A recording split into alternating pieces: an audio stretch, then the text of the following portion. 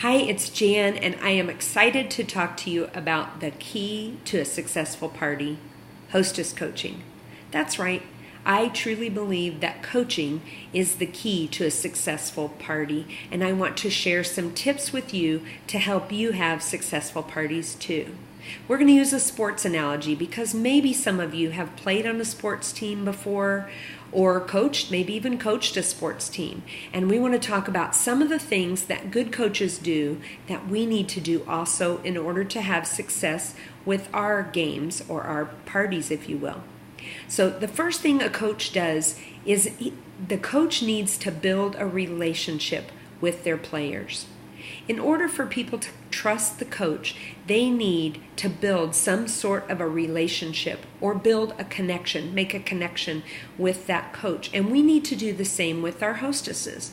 We need to develop a relationship or a rapport with them so that they have some trust in what we say and they know that we are their partner and that we want them to be successful so we can give them lots of free books. I think the best way to do this is by using your best tool, your voice, and calling them. I do all my hostess coaching over the phone, if at all possible, because it allows me to share my excitement with them. It allows me to share my enthusiasm about their party, and it allows me to share my genuine concern that they have a great party. And I love when my passion comes through because it helps me build a strong relationship with them so that, who knows, maybe they might want to join my team when it's over or before. So I think it's really important that we build that relationship. The second thing is a coach is an expert of the sport, much like we are an expert of the parties, and we want to let them in on our expertise so that they can have a good party too. We know what needs to happen, and we need to tell them what to do. We need to tell them how many people to invite. We need to help them with their guest list and determine who to invite. And then we need to just, most importantly, tell them how to invite their friends so that it doesn't feel like spam. I think that sometimes our hostesses don't want to bother their friends, so they don't know how to invite them. But what if they called them and said something like this? Hey, Susie, I found these great books. They're Usborne books, and my son Billy just loves them. And I thought right of you, and I thought your daughter Claire would like them too. I'm having a party on Facebook next Thursday night. I'd love it if you could come. I can't wait to share them with you. Would you like an invite? Who could say no to that? Oh my goodness, I would say, sure, I want to come. If they can't call them, at least they can make a video message saying something like that to share their excitement. There was nothing in there that made that person feel like I'm just doing it for me so that I can get the free books.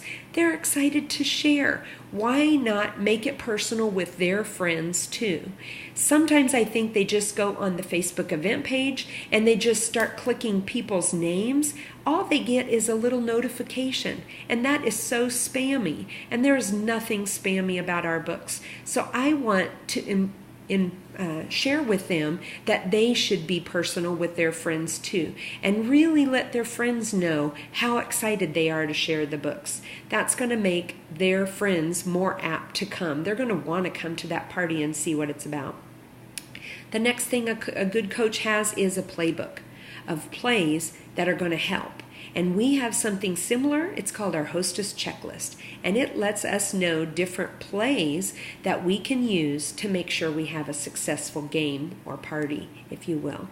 So we're going to use that playbook, share that hostess coaching checklist with them, and then we're going to talk about things when we're hostess coaching them that are on that checklist, and then they can use that to keep them in front of them so that they have a visual of what they need to do. The next thing a good coach does with their team is set a goal.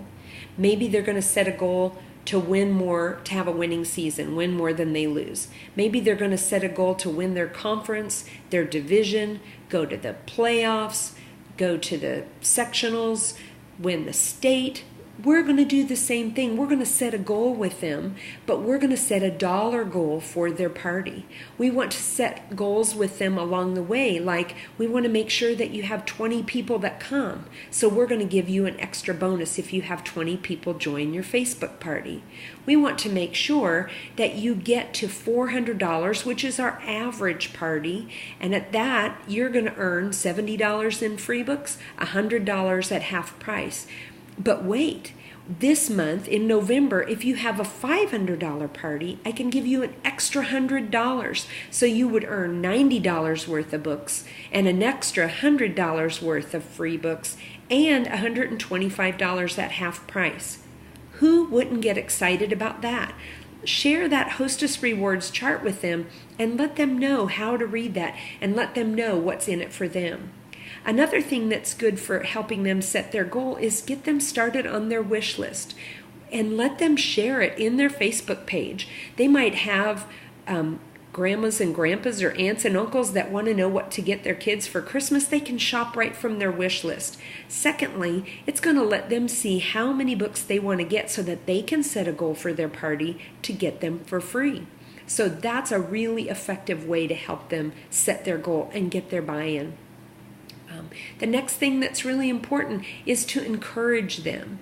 Sometimes their first friend or two might say, no, I don't want to come, and they get discouraged really easily. And we need to encourage them, much like a coach encourages their players. Encourage them, encourage them, encourage them. Believe in them. Help them. Give them tips to help them overcome those obstacles.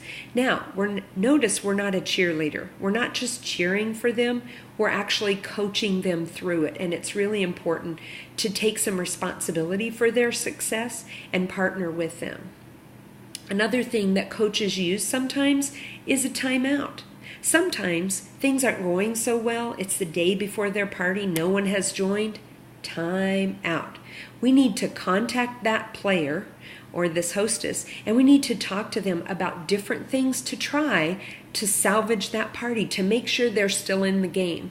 They need to get their friends to join. So we need to coach them through those obstacles and make sure that they have a plan to be successful. Remind them to go back to that hostess checklist and give them ideas to help them come out of that timeout huddle moving forward. And then the last thing is it's really important to remember that the game is not over until it's over. It's not over until the last minute clicks off the clock. So does the last minute click off when the party is over? Oh no, because we've still got that last inning or that last quarter coming, which is sometimes one of the most important ones, and that's where the hostess does their follow-up.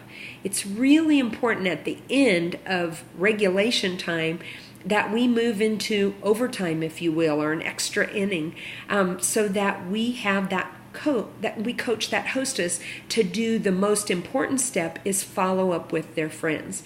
Now, one thing that I've found that works really well is after the party, if they do a private message to their friend and a 3-way private message with me as the consultant also.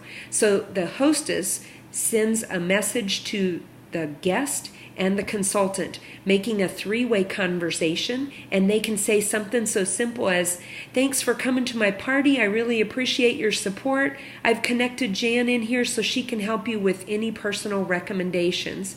I appreciate your support, or whatever. Thanks for coming. Then that connects me with them so that I can say, hey, I'm so glad that you were able to come to the party. I know we moved kind of fast. Let me know how I can help you with your order. Or does Billy like, what does he like? And I can use the names of the children that they've put on the Facebook page, but I can make it personal back to them. That really seems to help get more orders. It helps me begin to develop a relationship with them where maybe they want to host a party of their own, or maybe they even want to join my team. So I don't think we make the assumption at the end of regulation time that they don't want to order. I think we make sure to follow up with them and make sure that we play until the last minute passes. I hope this is helpful. I really hope that you can coach your hostesses to success, and we'll be back on the Facebook page shortly.